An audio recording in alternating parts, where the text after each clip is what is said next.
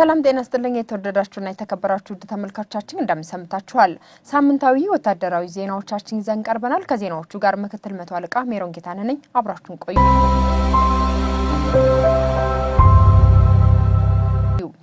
ተቋማችን መከላከያ 2018 ዓ.ም የአረንጓዴ አሻራ ማስጀመሪያ መርሃ ግብርን በጠቅላይ መምሪያው በይፋ ጀምሯል።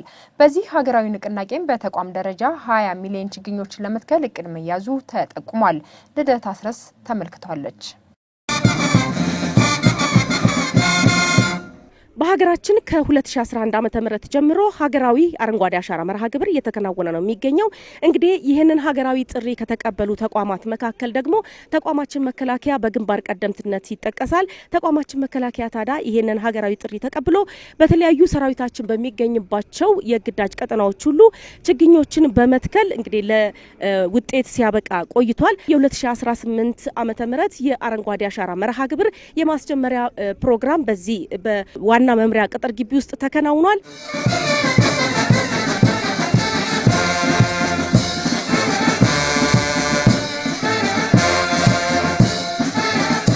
እውነት ለመናገር መከላከያ ሰራዊት የደን ሽፋን ለመመለስ ስራ የጀመረው ቀድሞ ነው። ግሪን ሌጋሲ በፊት ባህል አለው። ካምፖቹ፣ ሰፈሮቹ ደን ይለብሳሉ፣ ይተክላል፣ ይንከባከባል። ከካምፕም ከግቢም ወጣ ብሎ ወደ ህብረተሰብ ሄዶ ከህብረተሰብ ጋር ዛፍ ይተክላል። ቦታ ወስዶ ተራራዎችን ያለማል። እንደዚህ አይነት ባህል ያለው ሰራዊት ነው። የግሪን ሌጋሲ ከመጣ በኋላ ደግሞ ብሶበታል። ፊልድ ማርሻል ብርሃኑ ጁላ አክለውም ሰራዊቱ በሚገኝባቸው በተለያዩ አካባቢዎች ከህብረተሰቡ ጋራ በጋራ በመሆን የጀመራቸውን የአረንጓዴ አሻራ መርሃ ግብር ለማሳካት የሚኖረው ቁርጠኝነት ከፍ ያለ መሆን እንደሚጠበቅበትም አሳስበዋል። ለህዝባችን ሞዴል እንሁን። የሰራዊት አዛዦች እዚህ ያላችሁ እና እዚህ የሌላችሁ ሁላችሁ በያላችሁበት ከህዝቡም ጋር በመጨመር ዛፍ ተከላውን የግሪን ሌጋሲውን እንድታሳኩ መልእክት ማስተላለፍ ፈልጋለሁ።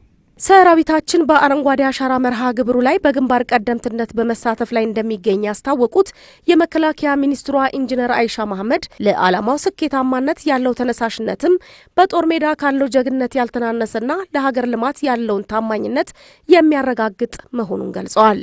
የሰራዊቱ ግንባታ በራሱ እንደዚህ ነገሮችን በጋራ የመስራት ኢትዮጵያን በጋራ የማቆም የኢትዮጵያን አንድነት ማጽናት የኢትዮጵያን ሉዓላዊነት መጠበቅ ሉዓላዊነት ዳርን ድንበር መጠበቅ ብቻ አለመሆኑን ተረድቶ የኢኮኖሚ ሉዓላዊነታችንን ለማሳካት በሁሉም ነገር ራሳችን እንድንሰላ በሚደረገው የልማት ስራ በሙሉ የሚሳተፍ በርካታ መሰረተ ልማቶችን የሚገነባ በርካታ የልማት ስራዎች ላይ የሚሳተፍ ከራሱ መሰረተ ልማት ግንባታ አልፎ የአገራዊ ትላልቅ መሰረተ ልማቶችን የሚገነባ ሰራዊት ነው። በዘንድሮ የአረንጓዴ አሻራ መርሃ ግብር በመከላከያ ሰራዊት ደረጃ በአጠቃላይ 20 ሚሊዮን ችግኞችን ለመትከል እቅድ መያዙን የገለጹት ደግሞ የመከላከያ የግብርና ልማት ሚኒስትር ዴኤታ ቶማስ ቱት ናቸው። የግብርናን ምርትና ምርታማነት ይበልጥ ለማሳደግ ብሎም የአየር ንብረት ለውጥ የሚደረገው አደጋ በዘላቂነት ለመከላከል የሚያስችል የአረንጓዴ አሻራ ለማሳደግ በታቀደውና በተቀናጀው መንገድ የልማት ስራዎች በልዩ ትኩረት የተሰራ በሚገኝበት ወቅት የኢፌዴሪ መከላከያ ሰራዊት ልዩ መለያ ባህሪው ከሁሉም የኢትዮጵያ ዜጎች ህዝቦች ወጥቶ ለህዝቦች ሰላምና ለሀገር እድገት የተገቢው መስዋዕትነት ሁሉ እየከፈለ አገርን ከዘመን ዘመን እያሻገረ የሚገኝ ታላቅ ተቋም እንደሆነ ይታወቃል። መርሃ ግብሩ ከተጀመረ ጊዜ አንስቶ እጅግ አመርቂ ውጤት እየተመዘገበ ሲሆን ከአገር ውስጥ የልማት ፋይዳው ባሻገር ዓለም አቀፍ ትኩረትን በመሳብ ኢትዮጵያ ዓለም አቀፍ የአየር ንብረት ለውጥ ጉባኤን በጋራ ለማስተናገድ እንድትመረጥ እያደረጋትም ይገኛል።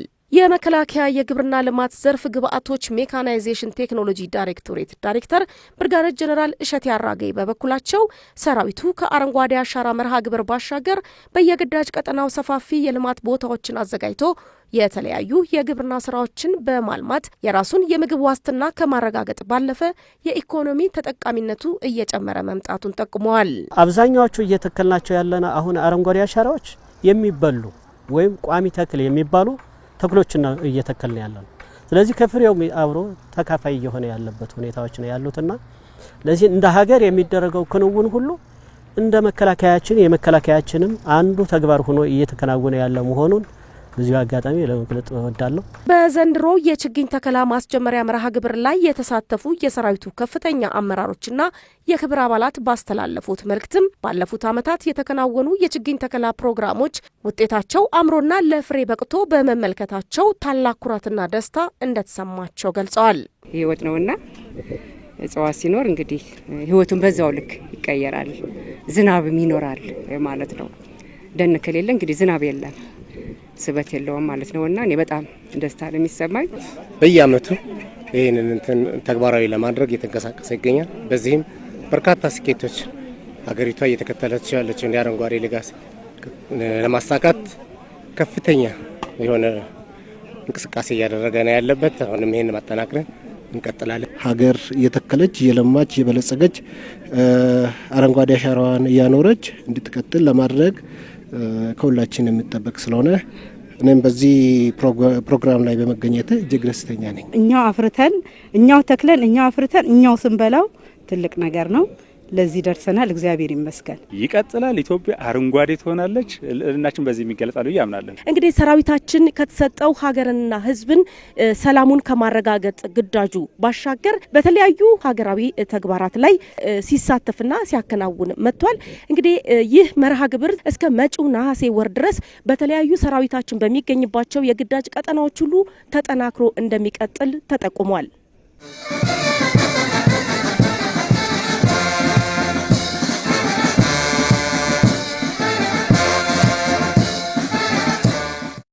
በተለያዩ የሰራዊቱ ክፍሎች የ2018 ዓ.ም የአረንጓዴ አሻራ የችግኝ ተከላ መርሃ ግብሮች መከናወን ጀምረዋል። ተመልካቾቻችን በሰራዊታችን ክፍሎች በተካሄዱ የችግኝ ተከላ መርሃ ግብሮች መካከል የተወሰኑትን በምስል ተመልክተን እንመለስ።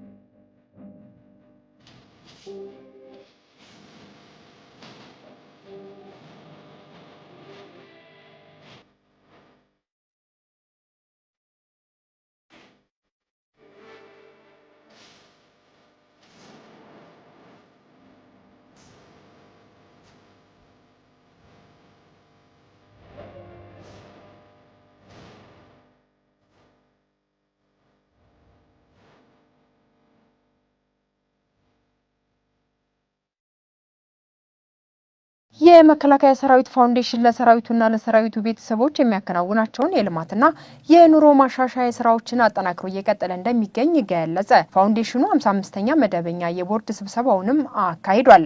የመከላከያ ሰራዊት ፋውንዴሽን በአዋጅ ከተቋቋመበት ጊዜ ጀምሮ የተሰጡትን ተልዕኮች በብቃት በመወጣት ለሰራዊቱ ሁለንተናዊ ተጠቃሚነት የሚያረጋግጡ ውጤታማ ስራዎችን አከናውኗል። ለሰራዊቱ የመኖሪያ ቤቶችን በራስ አቅም በመገንባት ለተጠቃሚዎች ከማስተላለፍ በተጨማሪ በአድዋ ማይክሮ ፋይናንስ አማካኝነት የቁጠባ የብድርና የማማከር አገልግሎቶችንና በጨርቃ ጨርቅ ምርት በሚዳሊያና ባጅ ማምረት እንዲሁም በግብርናና በማዕድን ልማት ዘርፎች በስፋት በመሰማራት በዘንድሮ የበጀት ዓመት ውጤታማ ስራዎችን መስራቱ ተነግሯል።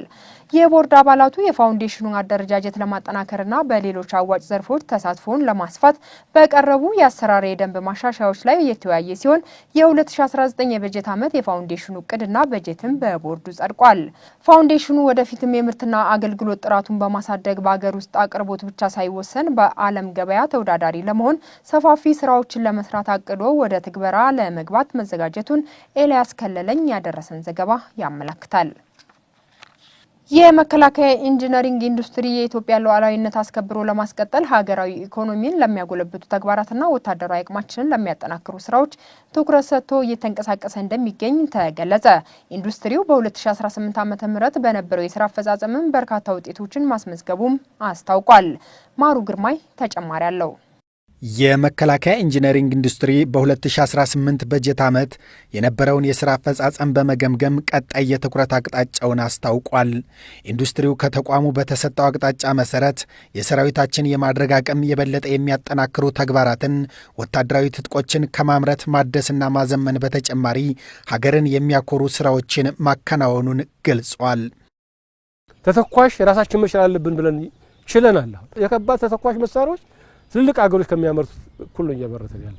በመሳሪያ ራሳችን እንቻላለን ምን እየቻለን፣ በተሽከርካሪ ራሳችን እየቻለን፣ በሬዲዮ ራሳችን እየቻለን አቅማችንን ማጠናከር አለብን፣ ከውጭ ጥገኝነት መላቀቅ አለብን በሚል በቀላል መሳሪያ ቀላል ተተኳሾች ከ56 እጥፍ በላይ ነው በዚህ አንድ ሁለት ዓመት ከነበረው በላይ እየተሰራ ያለ ምርት እየመጣ ያለ። በመካከለኛ ከ8 እጥፍ በላይ ነው እየተሰራ ያለ።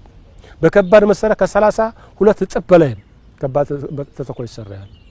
የኢንጂነሪንግ ኢንዱስትሪ ግሩፑ ተቋማዊ ሪፎርሙን ተከትሎ ያከናወነው የአደረጃጀትና የአሰራር ለውጥ በበጀት ዓመቱ ግቡን እንዲመታና በውጤት የታጀበ አፈጻጸም እንዲያስመዘግብ አግዞታል።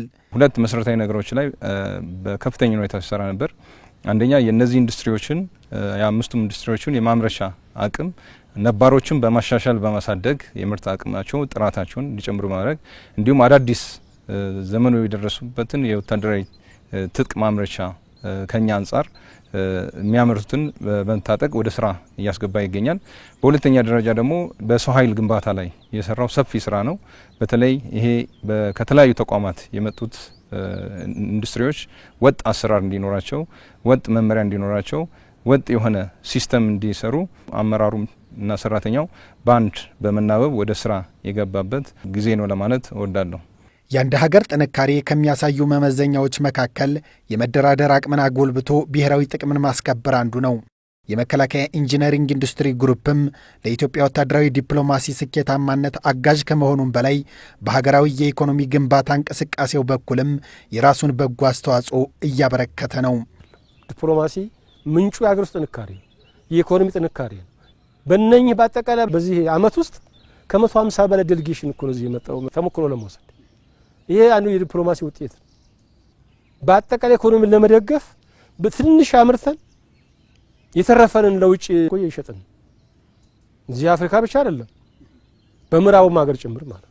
ዛሬ ዓለም ላይ የምናያቸው ጦርነቶች ሁሉ ሚስጥራቸው ከጀርባው ጠንካራ ወታደራዊ ኢንዱስትሪና የማይቋረጥና አስተማማኝ ዘመኑን የዋጀ ቴክኖሎጂ የሚቀርቡት በእነዚህ ወታደራዊ ኢንዱስትሪዎች ነውና አሁን ዘመኑ የደረሰበት ሚሆን በቀጣይ ያሉ የውጊያው አውድ የሚጠይቀውን ቴክኖሎጂዎችን ከአጋሮቻችን ጋር ሆነን በመስራት ቴክኖሎጂ ሽግግር በማድረግ እየተሰራ ያለና አሁን የደረስንበት ደግሞ ለዛ ጥሩ መደላደል የፈጠረ ነው።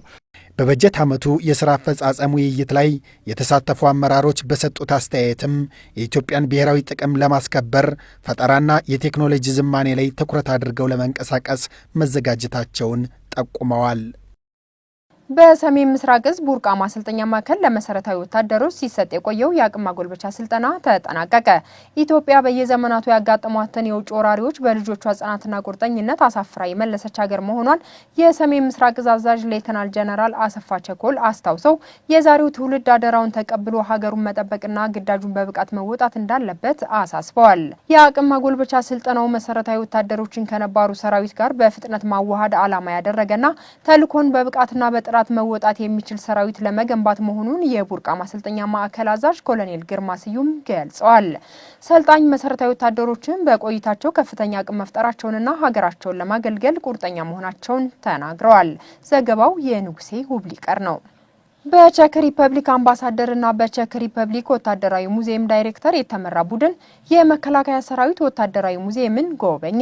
መከላከያ በቀጣይ ላሰበው ዘመናዊ ወታደራዊ ሙዚየም ግንባታ ስኬታማነት መላው ኢትዮጵያዊ ከገንዘብ እስከ ሙያዊ ድጋፍ የበኩሉን ሚና እንዲያበረክትም ጥሪ ቀርቧል።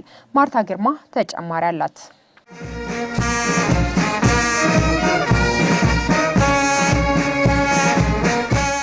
ለክቡር ለቼክ ሪፐብሊክ አምባሳደር በብራት ሰላም።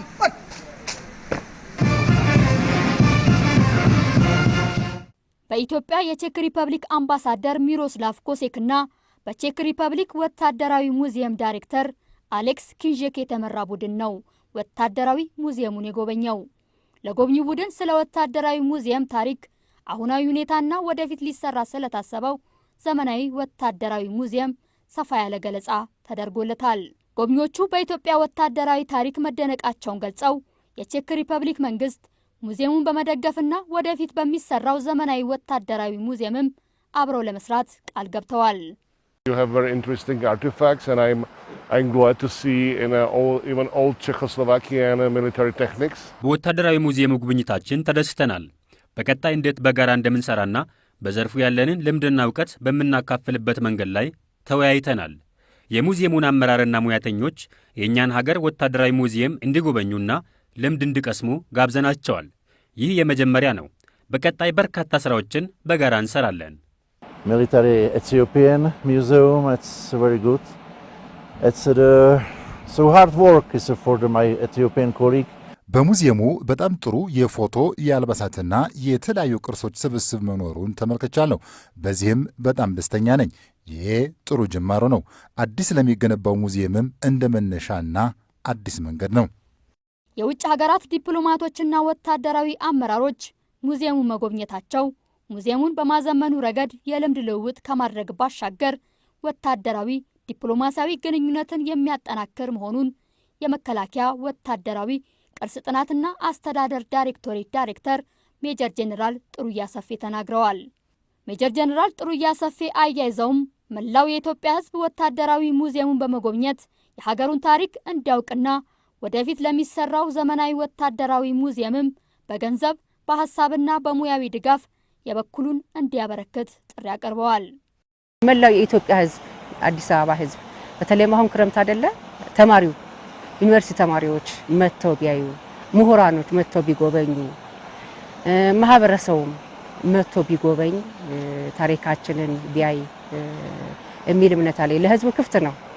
እስካሁን ብዙም እየታየ አይደለምና ሁሉም ማህበረሰብ መጥቶ እንዲጎበኝ ማለት እፈልጋለሁ። ትልቅ የሚሰራ ዲዛይን የተደረገ ሙዚየም አለን፣ አይታችሁታል። ያ ሙዚየም አገሪቱን የሚመጥን ነው። በጣም ትልቅ ነው።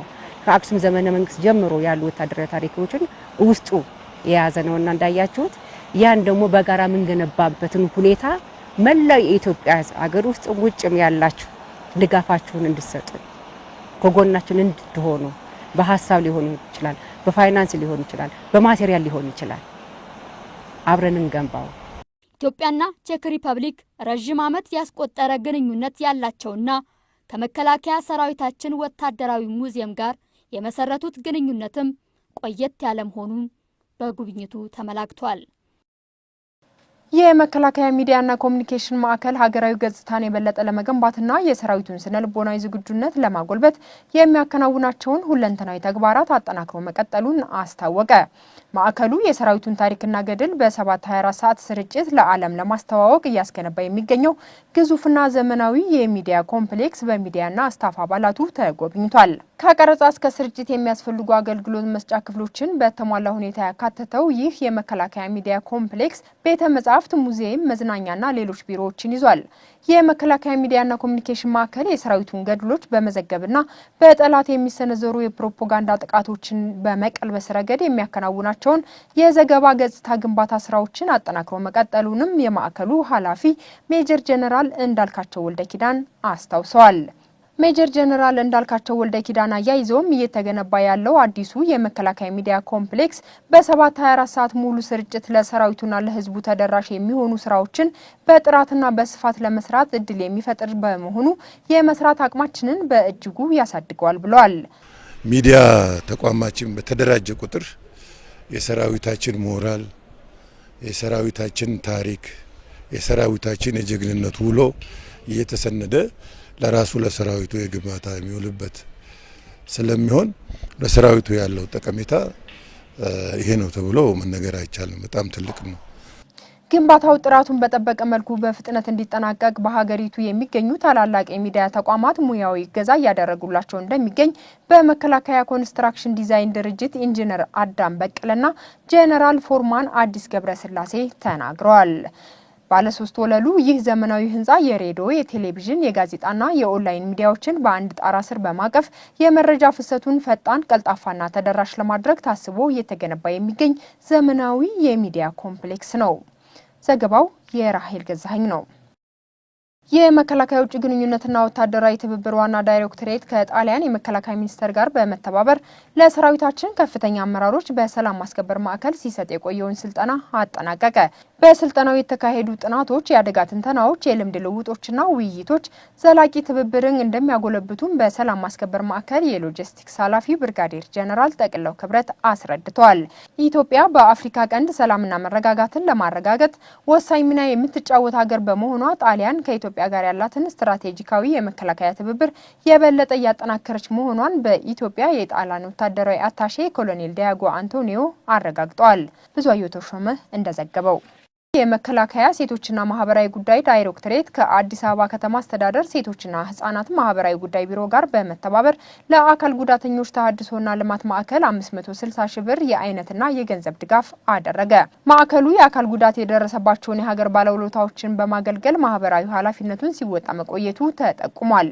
ድጋፉን ያስረከቡት የመከላከያ ሴቶችና ማህበራዊ ጉዳይ ዳይሬክቶሬት ዳይሬክተር ብርጋዴር ጄኔራል ሁላጎርሽ ድረስ ለሀገር መስዋዕትነት ለከፈሉ ጀግኖች የሚደረገው ድጋፍ ተጠናክሮ እንደሚቀጥል ተናግረዋል። የተደረገላቸው እገዛ ብቻቸውን እንዳልሆኑ የሚያሳይ ትልቅ የሞራል ስንቅ መሆኑንም ድጋፍ የተደረገላቸው አካል ጉዳተኞች ገልጸዋል። ዘገባው የመከላከያ ህዝብ ግንኙነት ነው። በደቡብ ሱዳን ለተባበሩት መንግስታት ድርጅት የሰላም ማስከበር ተልዕኮ ስኬታማነት በወንድማማችነትና በመርህ ላይ የተመሰረተ ግንኙነት ጉልህ አስተዋጽኦ እያደረገ እንደሚገኝ ተገለጸ። የ20ኛና የ22ኛ ዙር ሞተራይዝድ ሰላም አስከባሪ ሻለቆች በደቡብ ኮሪያው የኢንጂነሪንግ ሻለቃ ማዘዣ የስራ ጉብኝት አድርገው ተወያይተዋል። የደቡብ ኮሪያው ኢንጂነሪንግ ሻለቃ አዛዥ ኮሎኔል ሊጂኦንግ ኢትዮጵያና ደቡብ ኮሪያ በደምና በአጥንት የተሳሰሩ ወንድማማች ህዝቦች መሆናቸውን ጠቅሰው ለደቡብ ኮሪያ ህዝብ ሰላምና መረጋጋት ዋጋ የከፈለው ቃኘው ሻለቃን በማስታወስ ኢትዮጵያን አመስግነዋል። ዘገባው የሲሳይ ደመቀ ነው። ተመልካቾቻችን ሳምንታዊ ወታደራዊ ዜናዎቻችን እስካሁኑ ይመስል ነበር። ከቀሪ የመከላከያ ሰራዊት የቴሌቪዥን ዝግጅቶች ጋር ጥሩ ጊዜ ይሁንላችሁ።